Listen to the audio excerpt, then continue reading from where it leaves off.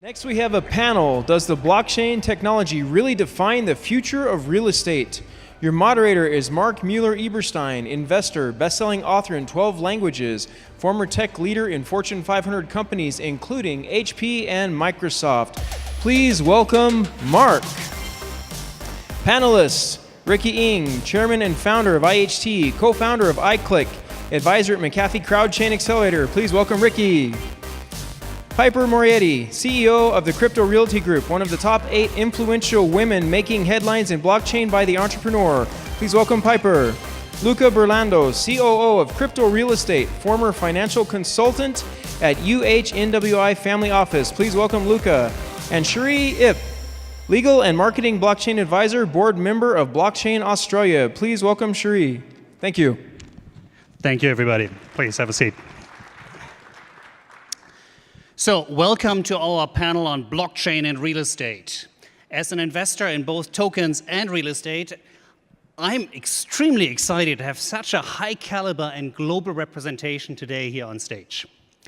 So, what I would like to do is just very quickly go across the board, and I'm not sure how familiar you are with tokenization of assets, and I think there's no much more real-world assets than real estate. Have everybody give a quick introduction, why they care, and what tokenization really means for them and should mean for you. Okay, thanks everyone here. So I'm Ricky. So I'm like the founder of iHouse.com, and we have launched our blockchain real estate projects in January. And we proposed a fundraising model called ATO, Asset Tokenization Offering, just similar to the terms ICO, but it is related to the real estate assets. Okay, so we have already launched our ATO projects in Japan, Philippines, and also Thailand. So we have also launched the US market, the first project, in July.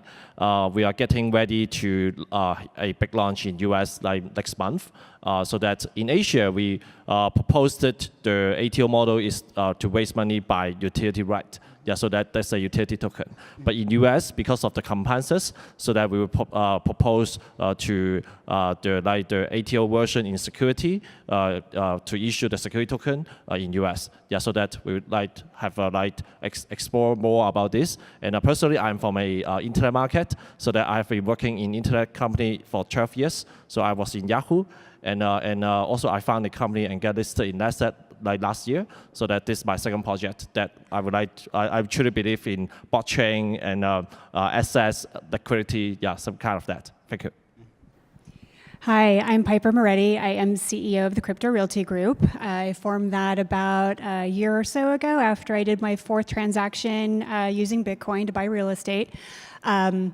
I've now done 5, and I'm also an advisor. I'm kind of in between. I'm kind of like the boots on the ground, so to speak. I'm in between advising a couple of startups. One is cprop.io, and the other one is block66.io.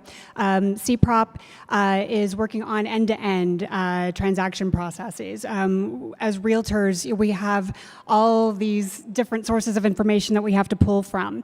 And a typical escrow is 30 to 45 to 60 days. We're hoping to really shorten that by having everything tokenized and on the blockchain. Block66, in a nutshell, is basically going to be able to fund loans within about 48 hours, which is amazing because right now it takes at least 21 days to fund a loan. I'm in between doing that, advising them on the real estate side, what we need to see, and also educating realtors on blockchain technology and how this is actually going to help us and not hurt our industry. Thanks. So hi everyone, I'm Luca, I'm the COO of Crypto Real Estate. We are a Switzerland-based company. Basically we aim to offer a tokenization of assets, and we specialize in real estate. We see ourselves a bit as the bridge between the old and the new world. Real estate is a topic, is an area that has very old-fashioned ways, and has not always been open to new technologies.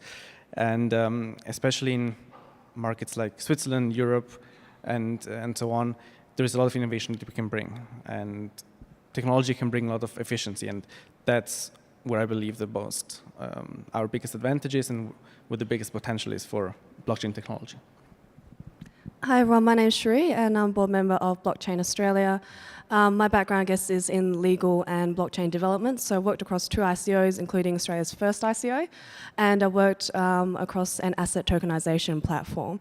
So really understanding this, getting the legislation correct, and making sure that we can pave the way for the future, that's where my interest lies for asset tokenization on the blockchain. Thank you. A lot of the traditional real estate investors, they are very familiar with, of course, investing in a specific property, as well as into closed investment funds, or even an open investment real estate fund somewhere on a global scale. But why should they think about tokenization as it's just a fad of putting another blockchain thingy out there? Let me take that one. So basically, blockchain offers the ability to have much more transparency than we have right now in the space. Now, investors, especially in closed funds, get information once a year about the investment. So we have building XYZ, they have been bought and sold this year, and that's what you get. With blockchain, you get the ability to have all this information in basically real time, if you want, and with a minimal amount of costs that you have. You have lower due diligence costs, because if the data is true and correct, you don't have to spend as much time on due diligence. And it's all there for everybody to check.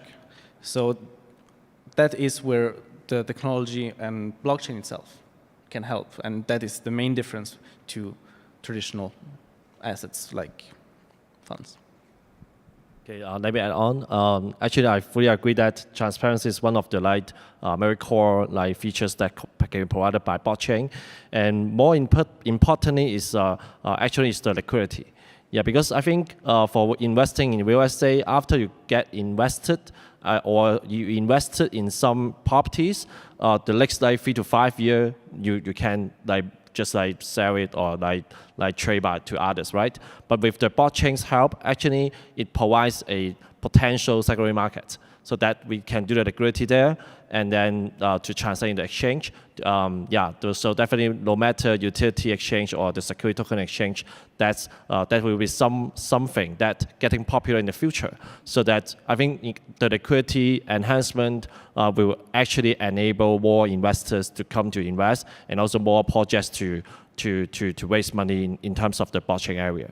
But Ricky, didn't you think for it to be liquid, there needs to be a liquid market, there needs to be maybe a few exchanges where the capital actually is? Do you see traditional exchanges offering that, or is there a new opportunity for crypto exchanges?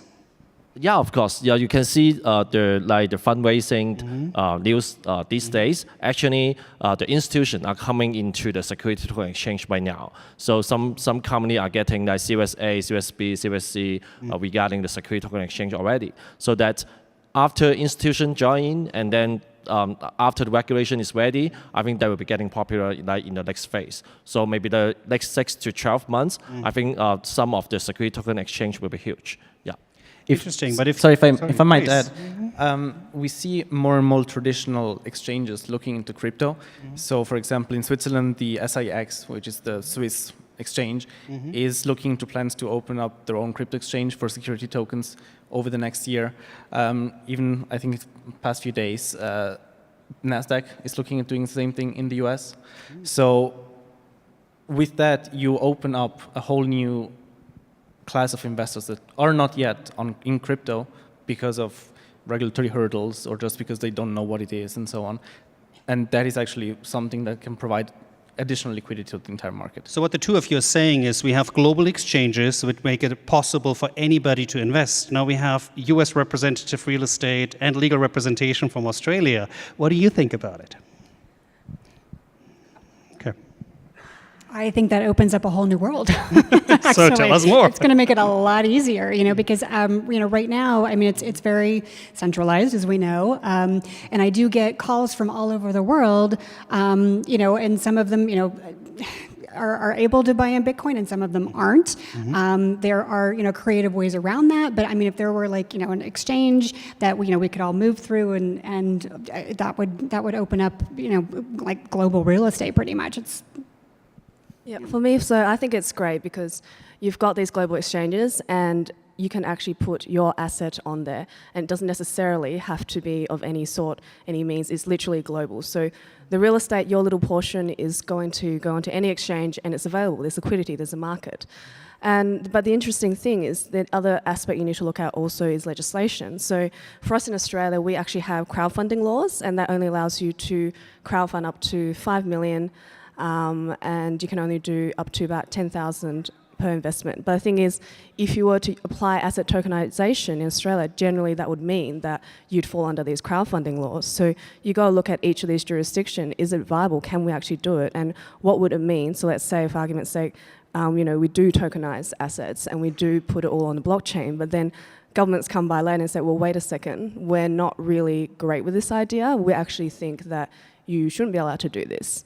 Because it is a quite regulated market, and how would that impact all your projects that you guys are working on now? So I think these are considerations we need to look at, and obviously legislation needs to work in a way that's actually flexible to allow for innovation, but obviously not to stifle what everyone's doing. So it'll be interesting in the next couple of years to see where that stance is, and whether the global view is more of, yep, we want this to fly, we want this to work, or otherwise whether it's going to be, look, we don't really like what you're doing, we're not really sure what's happening here, we're going to legislate in our own manner. So let me drive down into this a little bit more on the legislation, because I think you have all a different perspective from a global side. Traditionally, accredited investors can invest into anything that they may do their own due diligence. Now with tokenization, the market is open to retail investors from nearly on a global scale. And governments, rightfully so, I think about protection of their population. What have you seen works well? What do you think the directions as governments should take? Start over there. Start with Australia. So for me, I think I'm always for a self-regulatory model. So I always think that you should let the innovation fly, see what happens, and government should only step in when it becomes a consumer protection issue. So if there's a lot of scams, fraudulent actors out there, then obviously they should take a stance and they should step in and say, wait, this is not right, and what's in our best interest to protect the consumers. So that's the angle that I think that they should always be looking for, and let it happen and see which areas need to actually be regulated, then come in, but also work with the actual people in the industry. So that's what we do at Blockchain Australia. We help with our members to advocate on behalf of the governments who are setting the policy. So having that exchange, because it's really interesting to see when you're at this level, is that regulators actually don't know everything, and they think they know things, but they know some, not all, or they don't know anything at all. But when they start having these exchanges, these conversations, then you are able to set the policy right if it is to come in at some point in time. Absolutely. What I've seen, what we see actually, is that regulators coming to the market helps to add a layer of professionalism to the market, which is something that is definitely needed and is actually something that we wish for. And as Sheree says, actually, the most important thing is that we, as blockchain companies, work together with the regulator, and the regulator doesn't impose unnecessary or really too high burdens on us, because most blockchain companies are still small. They do not have the financial power of big banks or of big real estate consulting companies or anything, and that's where we need to work together with the regulator. So that's the most important part. That is a two-way street. It's not top-down. Actually, I think this is compliance is actually a happy problem. So because we talk to many real estate owners, many real estate company projects, and also we talk to many financial institutions, all of them are very interested to get into the blockchain area to raise money, to manage, to provide the liquidity to the assets. Okay, so compliance will comes in after the market is getting higher demand and getting more mature. So that I think just like ICO, right? Before ICO is getting hot, so no one cares about the compliances. Right now, everyone cares about the compliances. I think it will also apply to the real estate market, and then I can foresee the next 12 to 18 months, many real estate developers will come in, and also financial institutions will come in. Then the compliances will be becoming a necessity there, but still it's a happy problem. Yeah. Yeah, it's my job, as a realtor to make sure that my clients are protected no matter what. And what we're talking about here, I mean, it's definitely, I'm all for regulation to a point, where, everybody is included but yet not constrained. So, it's kind of like the Wild West right now of this whole, thing. And, it's going to help in a way, but, it would be great to, be able to work with, companies, that can, we're all talking, we're all making sure that everybody's covered in some way, but yet able to invest. And I'm kind of like working on a platform, we mentioned crowdfunding, you can put in as little as $1,000 and still make a return on a certain property. So, I mean, but I want to make sure that even that person is protected. So I want to nail this down a little bit more. So for the people in the room and on the video here, what would be a recommendation for the jurisdiction shopping potentially for both, for doing an ICO, being an investor, and which legislation to invest into? I feel like everyone's looking at me. Not advice or anything, but I'll just speak generally. So obviously it looks at what you're doing as a platform and what you're trying to achieve. So for something, for asset tokenization, you need a jurisdiction that can work for your platform.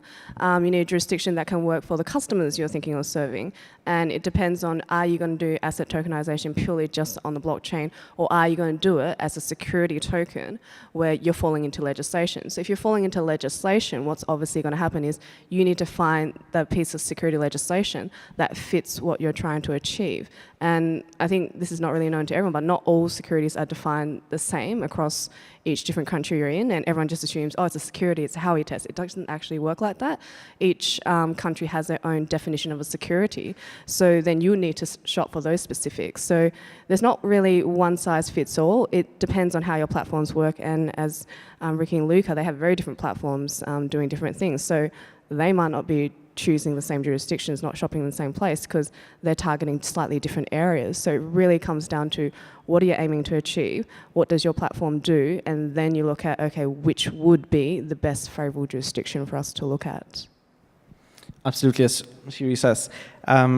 We are based in Switzerland, and we are also under Swiss jurisdiction, and that's a conscious decision that we have made to stay in Switzerland and not go somewhere else for two reasons. One, it is a good jurisdiction to be in. It's very open to crypto and blockchain companies. But on the other hand, it also has a certain reputation that we want to keep, especially in an area of investments, asset tokens, security tokens, where trust is still something that is rather new. Having that Swiss reputation, having that Swiss name, in our case, for example, is something very valuable. So that's in our case. But again, as Sheree said, it depends on the project. Not everybody needs to have that reputation, that added value, and there are other places as well.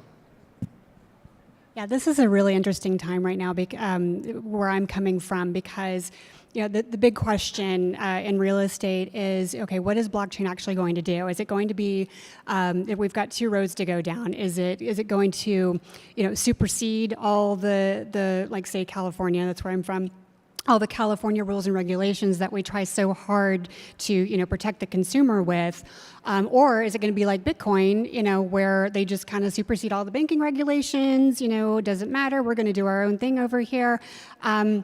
I believe that ICOs that are just worried about doing cross-border, that's all we care about, cross-border. I think that they're going to be opening themselves up to a whole lot of lawsuits because, again, it's up to me to make sure that my buyers and my sellers don't get screwed. So, and it's almost like I kind of liken it to somebody that's selling their house, like for sale by owner. It's like, well, that's great and everything, and you can do whatever you want to do, but if you don't have like this one little thing disclosed that you might have missed, you're going to get sued. So that's my concern. I think for discussing about this topic, let's put it like in a more like visionary like thinking. So that, because I think blockchain or say asset tokenization is also kind of like sharing economy, right? So that whenever a sharing economy is coming up, for example, just like Airbnb or Uber or WeWork or whatsoever, so that compliances and like jurisdiction or other like legal stuffs will be like also raised up. So that this kind of like new business model or say new economy model is just kind of the society is going. Yeah, so I think after like I believe in the market. So if the market demand is there, so that the rules will be there and the legal system will be there, and then so that finally everyone will get used to the new economy. So that I think it's just like a progress of that. Yeah. I mean, looking outside and as a visionary is great, but I think, Piper, you mentioned there is some legal issues that are impacting today, right? Yes. Oh, sorry, give me a second. Piper had an example, I think, from California, right? Oh, yeah, Yes. absolutely. Yeah, this is a good one. A few years ago, before I even got involved in the whole crypto space, there was a crypto-to-crypto transaction that was done in Orange County. It was for a large sum of money. It was about a $10 million crypto-to-crypto transaction. What happened was they just transferred the money outside of escrow, but the city came in and said, well, we need to have this on record in fiat, government-backed money. So and obviously they wanted their taxes on the $10 million. So what happened was the buyer and the seller exchanged $1 and said, there you go, there's your sales price. And the city said no, and they took them to court. The parties, the buyer, said, okay, fine, we'll go to court over this because he had the money and the time, I guess. And they dragged it out, and they finally settled for maybe half of what he owed on the transfer taxes on that. So there really isn't anything in place yet. I mean, where California is kind of, dipping their toe in the water, by introducing some legislation. We're going to put the stock traders information, up on the blockchain. But once this becomes, once California finally gets on the bandwagon, these types of transactions will be so much easier to do. Luca, I think you wanted to jump in there. No, absolutely. We have seen in Switzerland that the FINMA, which is the Swiss SEC, has changed quite a bit since, especially the beginning of the year, in their openness towards working with companies, especially in the security token part. And that is definitely a shift that's similar to California's, Piper just said, something that we welcome and that we've seen. So the problems are starting to get solved slowly, but eventually, hopefully. So with the whole ICO craziness of the last 12 months, I would say 90% of those were outright scams, and probably 90% of the rest were well-meaning but not very well thought through, would be my guess. How does an investor that tries to combine blockchain, internationalization, exchanges, and real estate think about doing their own due diligence for the projects? What would be the key top 3 guidance you would give them?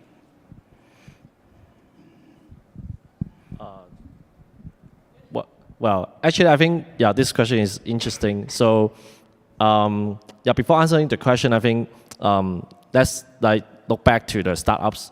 Nowadays, I think even the startups, we are having many different kind of difficulties. Right. So that regarding operation, for example, PR, technology, whatever. So it's just the same actually compared to ICO companies, right? So that for the projects that we are working with in the real estate field, we are doing the same thing. We also need to do due diligence. We also need to make sure the project is good in terms of the future development value, in terms of the operation difficulties, in terms of the team structure. So that we need to do diligence on the projects. And after the traditional due diligence way, we also would like to put more third party in the loop, for those professionals, for example, the like financial institution, iBank, or compliance legal firm, whatsoever, so that we need to get third party on in this platform, on this ecosystem, so that after all of this, we consider, for example, like the exchange and how to like issue the token and then provide them the liquidity with the exchange help, so that we need to do a whole process there. So I can answer this question. It's a really difficult job, but still we are here. Yeah, because we find that this is a huge market, and then it's going to like disrupt the real estate market in terms of the transaction and also the fundraising and liquidity. So that even just 1%, we think that's happy enough. Yeah. Yeah, I mean, everything that you just said. And I mean, my answer is short and sweet. Don't believe all the PR that you read. You know, I mean, everybody wants to be the first. You know, and there's one startup out there that's very hot and heavy, you know, with the PR. But I know as an insider, you know, some of it's maybe stretching it a little bit. But, you know, I would definitely just, you know, educate and, you know, see who is actually behind the ICO and what their track record is. I think from our side, what we see, especially in real estate, because it's as I was telling Piper earlier, it's an old boys club. Having a mix between the technology and the real estate expertise is something quite important, because you can be the best technology guy in the world, or girl, but if you don't have the connections in that space, you won't get very far.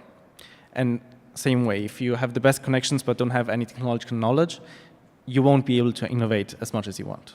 So having that mix is something quite important. Yeah, well, I would completely agree with that as well. For me, if you know, the best advice I can give everyone is, if you're looking to invest in anything, make sure you know who the team are and have a look at their efforts prior to doing an ICO. So if they're not a legitimate company and out of the blue they started up and started raising funds, no one who's in that industry knows anything to do with that industry, then obviously that's telling you something. But if they had a company established a couple years and they've attempted to do this through seed funding and you know, just through family and friends, and they've got themselves enough capital, built a solid technology platform. So I'm really, really big on the platforms. For me, it's all about where's your technology at, where's your platform at, and what is you know, your milestones. And if an ICO happens to help them along the way, then you know, that's great. But a lot of ICOs are just coming left, right, and center, and there's no technology. Someone's starting to get there, but it's just worrisome because they're not in the industry, the tech's not there. It's like, what is this really all about? So those are the main signs I'd say to look for. Well, that sounds as very sound advice, and that's what accredited investors do when they do due diligence. But you mentioned earlier the $1,000 investor, so how should they go about doing due diligence in that kind of thoroughness at an international market? Are there international advisors, are there communities that they can count on that you would recommend? I'd say for them who don't have that knowledge, do as much research as you can. Have a look at things that you can easily search online, just where's that company based, what are the regulations around what you can and can't do in that company, in that jurisdiction, sorry. And you know, have a look at the communities in there. So obviously there's a lot of inflated communities, paid for communities, Telegram channels, etc. So they're not always your best means, but you can get enough of an informed idea, I think, if you're able to do some little bit of background research. There's always going to be a legal entity that's registered somewhere in the world. So have a look at that and what's being said there. That should give you some sort of indication. If not, you're able to do more than that. So just have a look at the groundwork and see where it's at, basically. It's probably the best way to do it. So there's really nobody out there that would be the real estate blockchain guru I should follow on Twitter? If there are, they should be on this panel. There are some companies, for example, one in Switzerland, that are taking a very serious approach on reviewing ICO projects without taking any, you know, promotional payments or anything like that. And it's something that we very much welcome, because it takes away the doubt of, wait, has it been reviewed, been paid for? Is it like real? What's going on?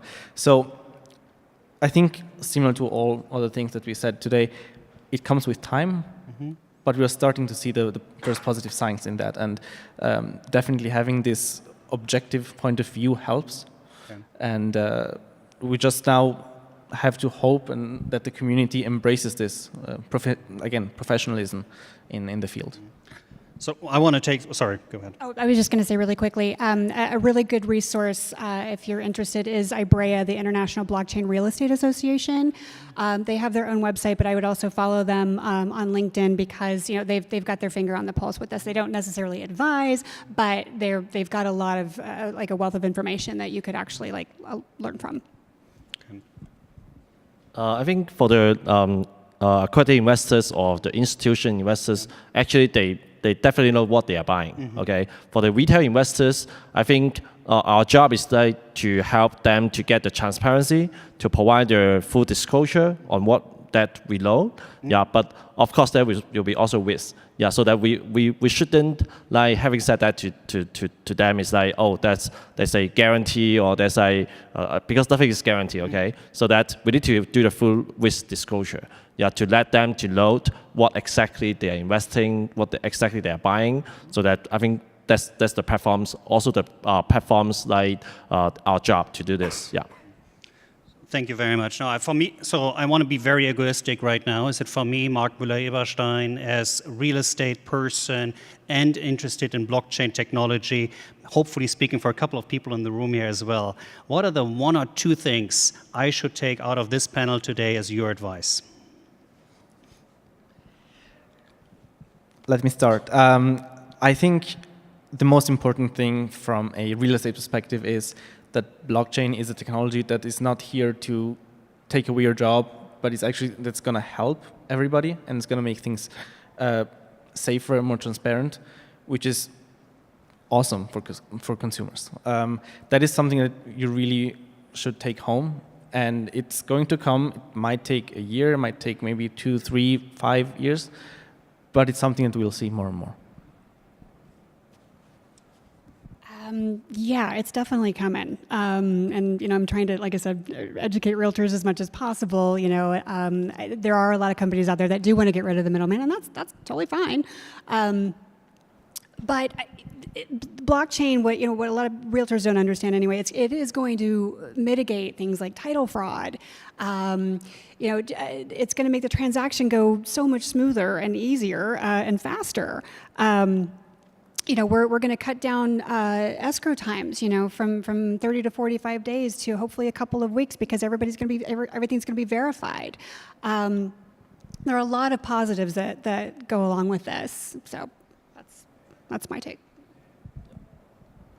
My suggestion is first of all, get involved in the blockchain fundraising as soon as possible, because when you get involved, you know what is happening. Okay, first statement. The second is find some trustful third party to help, because I see many real estate companies are having their blockchain team themselves. Yeah, which means they are interested in this, but they would like to do it in-house. But for my from an outsider or from a third party suggestion, I would suggest to have more investigation through the third parties, because we reach so many people every day, so that we will get what they want, what they need, and then suggest what they can do in the future. Yeah. And for me, when it comes to real estate or any industry, it's always good just to be involved and, don't have to do anything, even if it's just reading or staying on top of the news. So when and if it does come, you're ready for it. And if you, have a business model which could adopt it and it could do well for you, staying ahead of the game is so much better than being ignorant and not even participating at all. So seeing what's coming ahead and having a look at, is this going to impact my business and change it in any way? Or is it something I should just be aware of and just keep staying on top of it? That's probably the best advice there is. Thank you very much. So for me, this was very educational. We have a few minutes for questions for the audience as well. So are there any questions out here? It's hard to see. Anybody? Over there. Here we go. 1, 2, 3. Catch. Oh, good. Very close to your mouth, apparently. Do any of you have experience with potential investors to have a sense of the interest at the consumer level in tokenized real estate? So from our side, we've seen a lot of interest, especially from consumers, retail consumers in the Middle East, in South America and Asia. Our project is based on Swiss commercial real estate, so we are only offering it based on real estate in Switzerland, and that's especially where people from these regions suddenly would get access to it. So that's where we saw the most interest from. Any other questions? Okay, here. 1, 2, 3. Oops. Good. Very close, please. Hi, I'm an investor and a landlord. My question is how blockchain can eliminate the need of real estate agents and brokers. Yeah, I get this question all the time, the disintermediation thing. You know, I'm going to steal from a colleague of mine. He's actually the founder of IBREA, the International Blockchain Real Estate Association. His name is Ragnar. I would totally follow him on social media. He said it best. I don't think that we're going to go away completely, but our roles are going to change. We're going to become more like project managers, and that's totally fine with me. Like I said, it's going to shorten everything, you know, and we're already seeing it right now, you know, with Zillow and Trulia and, you know, Realtor.com and all that. I mean, people are finding their own houses, and it's kind of cutting down that time. But I mean, yeah, 10 years from now, I don't know. we'll see. I think we have time for one more question. Was somebody up here? Is that correct? Yeah, can you come closer, please? 1 second. 1, 2, 3, hops. Here we go. And very close to your mouth, please. Yes, there's a mic in there. Perfect. No, turn more. Yep. No. Circle right here. Perfect. That's embarrassing. Go off the camera. What did it, besides a white paper, because you always see everyone wants a white paper and they think it's the business case and everything else. Other than the white paper, what do you see that is actually missing from these ICOs or businesses, blockchain businesses? For me, it'd definitely be any sort of compliance reporting, due diligence. Post ICOs, there's not been any type of reporting there that we can follow up, because in traditional IPO world, what you're seeing is all these requirements that are, you know, required of them to do so, because the laws there, legislation there. But in this area, it's still kind of like a grey area, less so cowboy days than a couple of years back. But the thing is, it's still not there. So especially with the real estate market, if we are doing all these innovative things, that side needs to come. And like you said, Luca, earlier, it's going to take some time, might not be overnight. But seeing that develop and seeing that come forward in a, you know, compliance framework of some sort, not saying it has to be regulation, but seeing that come forward, I think, would be one of the fundamental changes to how we approach these type of things in the future. Thank you very much. I think. I would like to also answer this question, because that's actually why we are doing real estate blockchain. Because I think ICO is quite hard for a retail investors to understand, and also like it's very high risk, and that's why we would suggest like proposed ATO, and also we will propose the retail investors to invest in real estate related project, because at least there's some assets that it's developing, or that is that involved assets there, so that the risk is much lower, and then for the retail investors, they are more easy to understand what is going on, so that, yeah, that's more safe for them. Super. Thank you very, very much. This was at least very enlightening for me. I hope you enjoyed it as well. And looking forward for the rest of the event. Thank you very much. Thank you to all of our panelists for Does the Blockchain Technology Really Define the Future of Real Estate?